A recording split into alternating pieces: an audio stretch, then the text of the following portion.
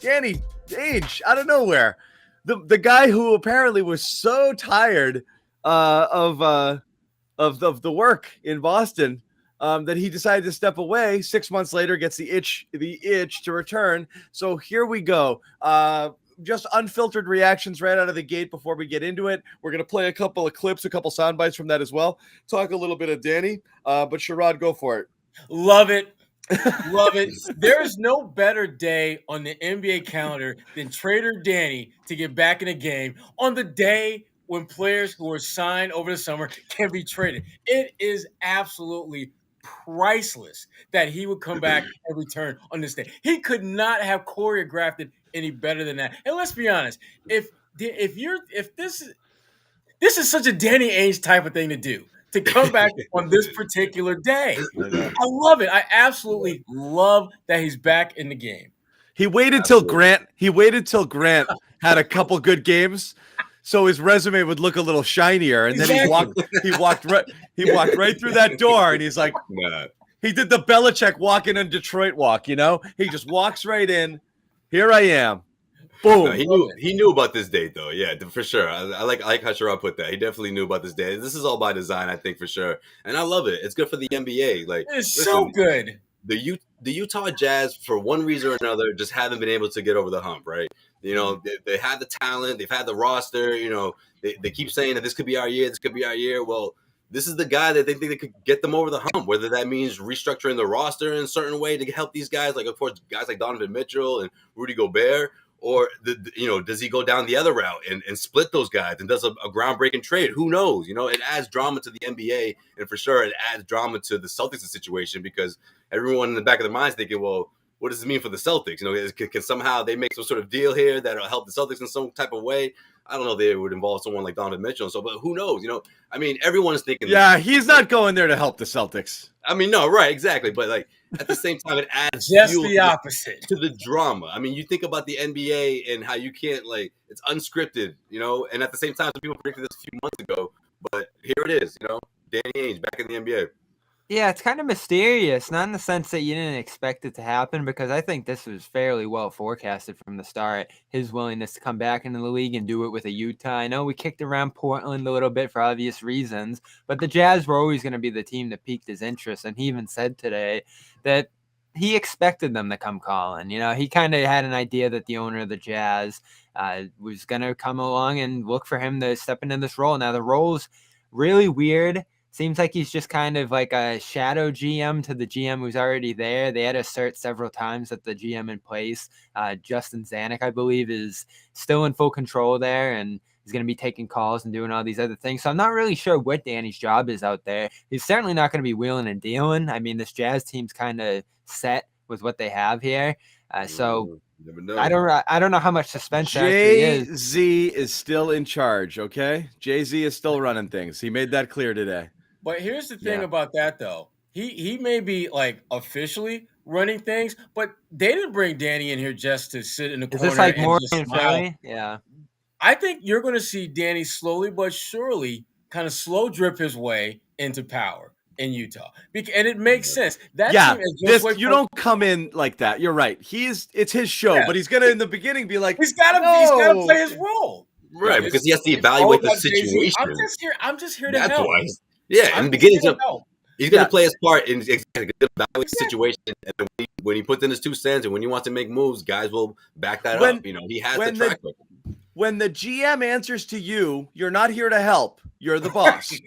Okay? This is, it just is what it is, but it's a title that will make the general manager feel a little better about their job and less like whatever. And it's complicated because the other guy's gonna be doing the work, right? And Danny's ramping back his hours. It's perfect for Danny. That's the new world without accountability. That's the way he likes it. Exactly. That's the way he's gonna have power without the accountability. You can never get away with that in Boston.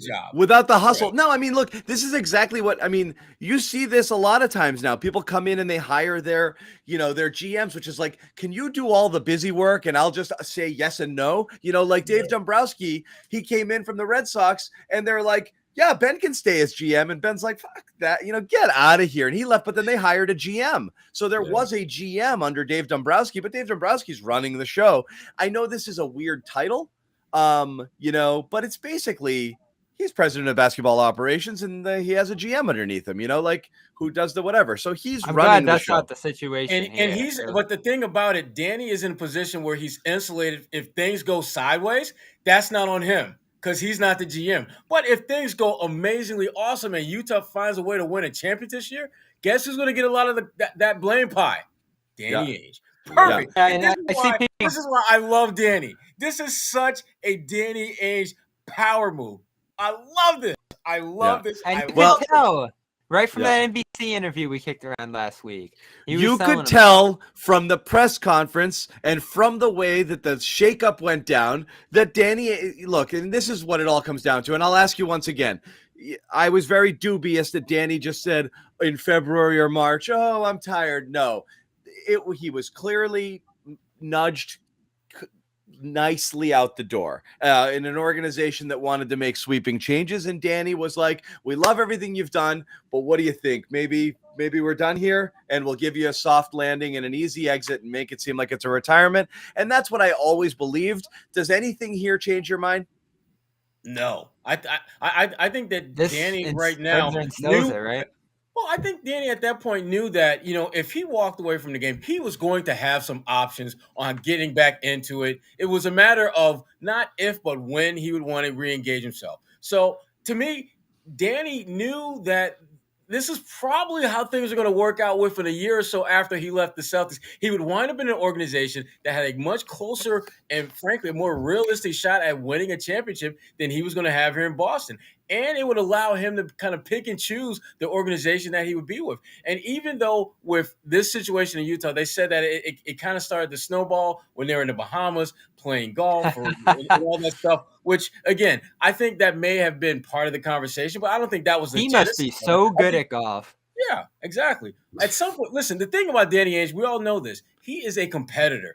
How many times are you really going to get juiced up about beating someone's ass in round of 18 or 36? At some point, you want to get back to what really drives you, what gets your adrenaline pumping. As Danny talked about, he was back in the gym in Utah and he was feeling that adrenaline rush. He needs that. He is a basketball lifer. This extends that in a way that frankly benefits him because, like I said earlier, he has the ability to get credit for the success without the accountability for failure. That is how it's going to play out in Utah. If they struggle or suck or whatever, that ain't on Danny. Listen, we don't care. It is about Danny. I love it. We don't care. We don't care about the Jazz ultimately. Why isn't he here?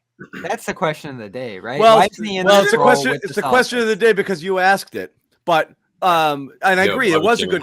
It's a really good question, and I was going to play that in 1 second. I want to play this soundbite first, Bobby, and then I'm going to get to yours because it was a really good question. Two questions. One, why isn't he here? For sure. The other was just basically him talking about. You know what? I might just skip ahead to the Bobby question. I like that one better. Hold on. I'll pull out Bobby's question because there's a little bit of both in here. What Ainge ultimately said was he was tired. Of Boston, he got a little fed up with it, but Bobby, asked him this question at the press conference today. I'm curious with this new role you're taking on, whether this would have been possible in Boston with something where maybe you took a back seat to Brad stepping into that GM role. Were there any discussions like that to kind of have a role in Boston, possibly like this one, where you did take a step back, and why wasn't that possible in the end?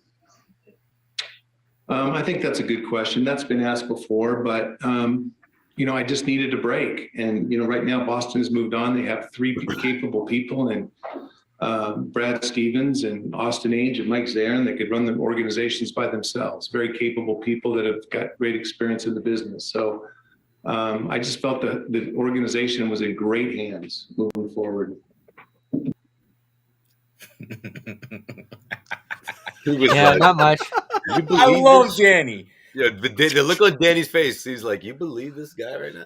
Yeah, I've been asked that damn question 867 times, Bobby Manning, which is not true. It's not true, and it was a great question. Bobby. Which like, was this fall me in Utah, huh? Bobby, I'm going to tell you why I love the question. Beyond whatever it is a roundabout way of basically saying you were fired, right? Because what you're saying is, great, you have this, your reasons for leaving Boston were the day-to-day grind and you needed to step back and life and family and all of these things. And now you're taking a role that theoretically would allow you to do that because it's not as demanding as the previous. So that begs the question, Mr. Manning, why not here? And the answer is because they didn't freaking want me. So again, while he didn't straight up answer it, Bobby, he basically did. He told you, Yeah. it really wasn't happening. Well, he said they had a good thing going there, you know, and I think that coincides with saying, you know, they were ready to move on to Ime and a whole nother, you know, setup. I guess I don't think that was at all involved. I think the bigger factor in all of this was the fact that Danny was at a point where he just didn't see any, frankly, pathway towards success with him running the show.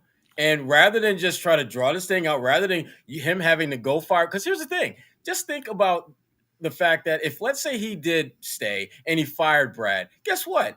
He still has to clean up all of this ish that is left. He left a mess on the he left a mess on the rug. Yeah, see, I agree with that, Sherrod, but this was the great Heisman move on his part to distance himself from all the mess in Boston, take a few months off, play a little golf in the Bahamas, and go see the family out west, and know that at some point Utah or Portland was going to come calling with something real. And when it came time to figure out what exactly would your role be, and Danny gave us clues every single time we talked to him about what his next job would be.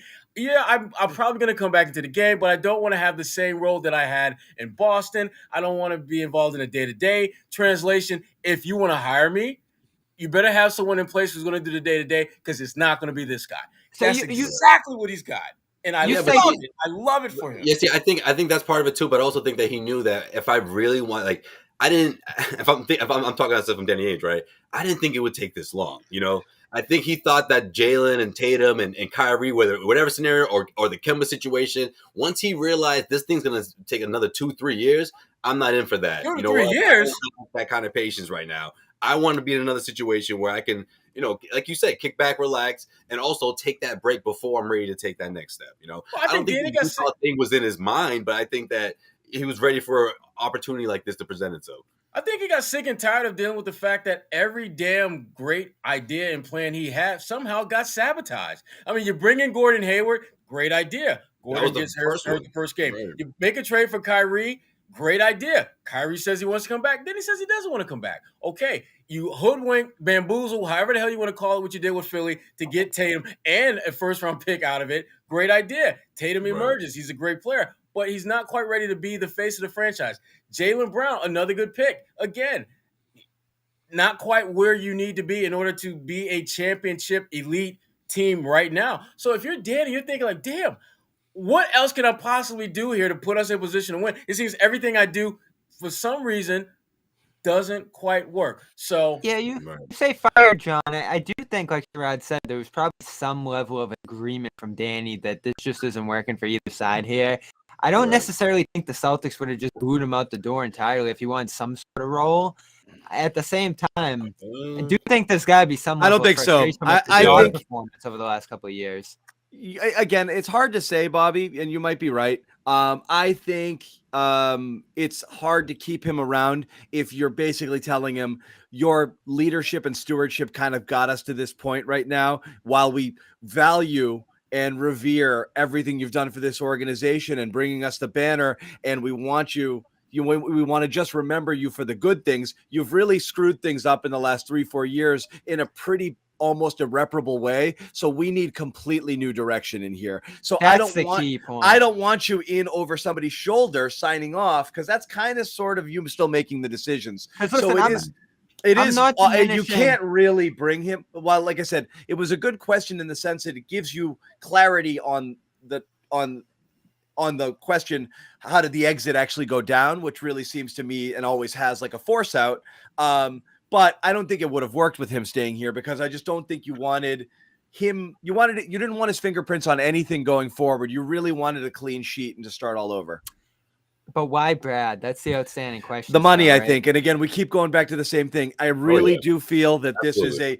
So Brad was gone, Ainge was gone. Danny slipped it in a really subtle way in that answer, which is like, they've got a good team there. with Brad and Austin and Zarin. I really feel like this is the little triumvirate there that's kind of the placeholder GM situation in Boston that had to do with Brad's. Look, we said it there. Danny got fired. Brad got fired up. They wanted a new coach and a new GM. They moved Brad up because they thought he could utilize some of his skills there. To me. And it is very weird, but weird. That's what made the most sense then. I still think it makes the most sense now as you're starting to get some answers. Danny clearly wanted to keep working.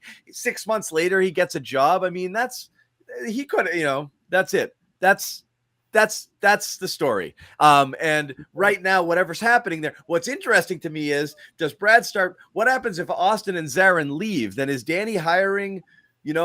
Because I thought about that as well. That's my fear.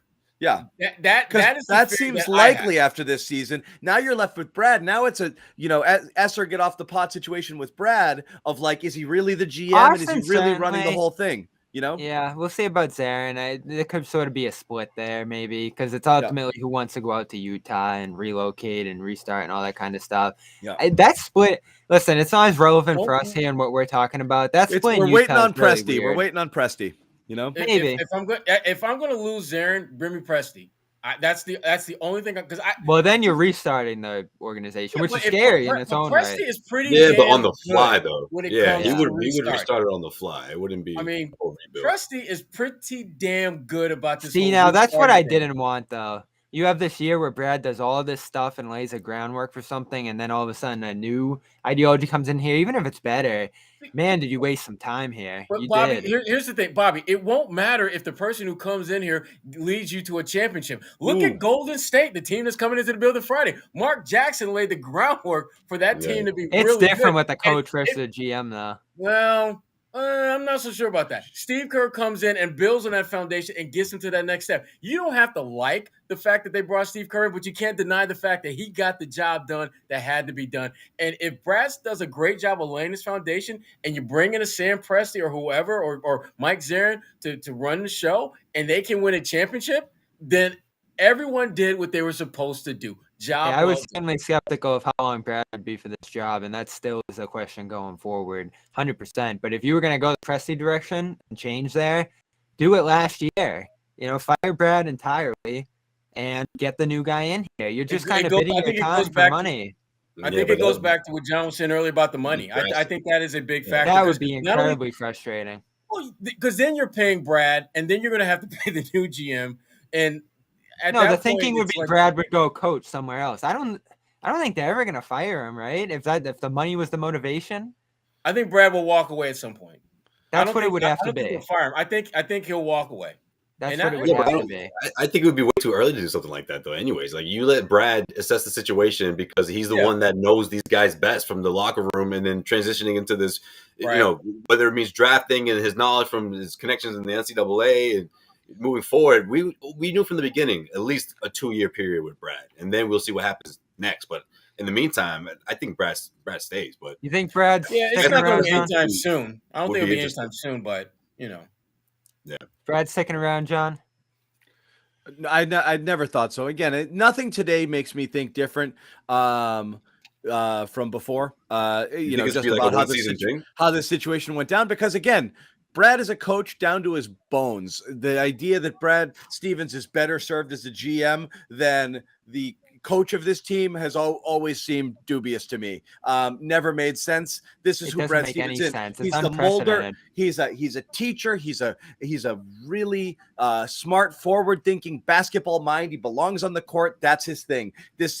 It seemed completely out of character, which is why we all dropped our jaw. Doesn't mean he can't do a good job. It's possible he can. It just seemed odd, and the reasoning behind it seemed fairly obvious, which was placeholder, move this up, hold the line. Let's put a Band-Aid on this, and then we'll move forward in a little bit after we've paid down some of your salary. We can get this done this way. That's what it seems like, but who knows, man? They may love everything about him and think he's boy genius, and that's that. And, and so be it. He could be here for 10, 15 years. I don't think so. Yeah. But that's it. I know people in the chat are a little bit tired of rehashing stuff that happened already. We just wanted to talk about this because it was fresh. Anything else before we move on to the trade stuff, which I know you guys were interested in, as trade season has officially opened up here. So we're going to start talking a little bit about that and how quickly we see some moves already. A little bit of buzz out there. So we'll talk about that. But guys, you want to put a bow on Ainge here at all? I'm good. I'm good to move on. I'm just glad that he's back in the game. I'm listen. I don't agree with a lot of the things that Danny does, but I respect the hell about the way he approaches things and how competitive he is in that role. And again, I'm glad to see he's back in the game. And frankly, his role is awesome. I mean, accountability when things go well, no accountability when things suck. He's got the best job in the NBA right now. Sign me up, right? Yeah. Yes. Yeah, agreed. Guys, final thoughts here? Yeah, go ahead. Yeah, I mean, no, I'm just gonna say at the end of the day, that's what he is. That's who he is to the heart. He's a competitor, and I think that he's gonna take that spirit out west and find that opening. And with the Lakers looking the way they're looking, and there are a couple teams obviously at the top there, but Utah, they have the talent for it. So I think it's gonna be interesting to see what he does with the team, and from that role. Yeah. It's cool. I'm glad to see it. Bobby's mad. He's like, man, what's going on? Listen, I was always one of the guys who blamed Ainge more than Brad. I never want to fire Brad. I thought he did a fine job as coach. I thought he was a great leader for this team in the head coaching role. Listen, ultimately, I know Brad had to go. Come on, Bobby. I gotta stop you right there. Brad had to go. You know that, right? Yeah, I know that. They were done listening to him. Not that he's a bad coach, but with this group, they were done listening to him. But it's not his fault. I think he's an excellent coach, but it's not his fault. Why no one in the chat cares about this is because everybody wanted Ainge gone at that point. Like no one was sad to see him go. Maybe I think more people wanted Brad gone, Bobby. But I think many would have been fine with both. But Ainge certainly, from 2019 on, it was bad move after mistake, after missed draft pick. He made all the right moves up until then, and his legacy secure as one of the great GMs the game has seen, building 2 championship-level cores 10 years apart. But man, did those last 2 years kill them and kind of leave you where we are now in terms of the flexibility and trades and all that stuff. Doesn't destroy his legacy, but it was time to go. One fatal flaw. You consolidated all of your assets waiting for that big Kyrie Anthony Davis party that never happened. And you sold out on Kyrie. Well, not only that, you had AD. So you held your assets. AD said screw you. Kyrie said screw you. Then Al did. You're screwed. And then Gordon did, and you drafted everybody, and you lost them, and you let people walk for nothing. And you're right. So it was one after the chain of events after that. Really, I'm most frustrated by 2020. He owns it because all of that happened. You had a champion. He was holding for the big. This is going to put us as a superpower team for the next decade, and it just didn't happen. Didn't happen. Even after the Kyrie and Davis stuff passed, you still had enough talent to win a championship in 2020. No. Maybe the Kemba decision wasn't the right one. But say you keep Rozier and Horford and make some other moves in that position instead. Again, I'm never going to question Bobby the Kyrie trade, which we were all 1,000 out of 1,000 people thought that was a phenomenal deal, and you would do it again, and it blew up, and it happens, and nobody wanted Rozier back, and everybody was geeked up that Kemba was going to be the Kyrie replacement. At the time, both of those seemed like phenomenal moves. They just ended up not working, but he swung them both. And those looked like wins, and they didn't end up being wins. So I'm not going to do the hindsight game on those because I think universally everyone was like, "That's great." And the first few months of Kemba, you're like, "Oh my god, it's like 90%. It's like 90% of Kyrie without the drama." And what a good guy, and people like him. We'll take. He's better than Kyrie. No, Bobby. What I thought you were going to say, if that 2020 team in the bubble was completely healthy, obviously Kemba Walker, no injuries. Gordon Hayward is completely healthy. What that team would have done with the talent they had, but they were close even with all those injuries. So maybe you get a bench piece in there, you flip some of the picks. Right. You don't go as young as they did with that 2019 draft. I mean, there are so many second guesses from those 2 years, and feels like forever ago now. But man, they could have won it all that year.